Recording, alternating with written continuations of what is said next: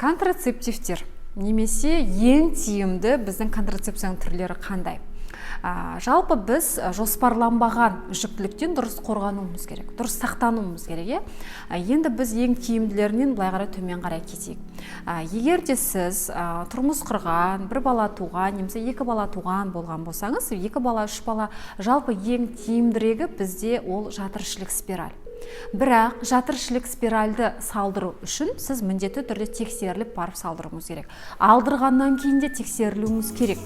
Өйткені біз жатырішілік спираль ол бөгде дене болғаннан кейін ол өзіне қоздырғыштарды жинап тұратын болады. Міне сіз салдырардың алдында да міндетті түрде тексерілуіңіз керек. Эрозияңыз бар ма, қабыну бар ма?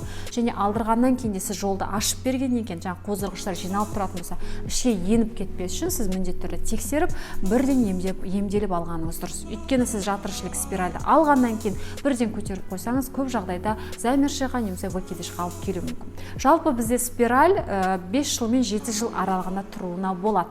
Бірақ бізде сонымен қатар келіншектеріміз бар, әпкелеріміз бар, 12 жылдап, 10 жылдап, 8 жылдап жүре беретін спиральмен сондай келіншектеріміз бар. Ол өйтуге болмайды, қыздар. Ол бөгде дене, бөгде зат, сол себепті оны алу керек. Сонымен қатар көп қыздардың қоятын сұрақтардың бірі, бірінші баладан кейін спираль салуыма бола ма, жалпы одан кейін көтере алам ба деп та. Оған ешкім сізге 100% гарантия беріп, жоқ, сен біріншіден кейін көтере алмайсың, немесе біріншіден кейін сала бер, бәрі жақсы болады деген сияқты нәрсені айтпайды, қыздар. Ол кез келген спиральді салдыратын кезде сіз тексеріп, емделіп барып салдыруыңыз керек, алдырғаннан кейін де тексеруіңіз керек. Екіншіден бізде сонымен қатар гормональды дәрілер бар. Гормональды дәрілер өте көп, бірақ оның көбісі гормональды болғаннан кейін оның зиянды жақтары өте көп. Сол себепті мен оны ешқандай да ұсынбаймын. Нежелательно. Сонымен қатар бізде тағы да презервативтер бар. Презервативтер ол бірақ качествосы жағынан ол жыртылып қалуы мүмкін, түсіп қалуы мүмкін, ондай да жақтары бар. Сонымен қатар бізде тағы да бір тиімдірегі ол бізде свечилер.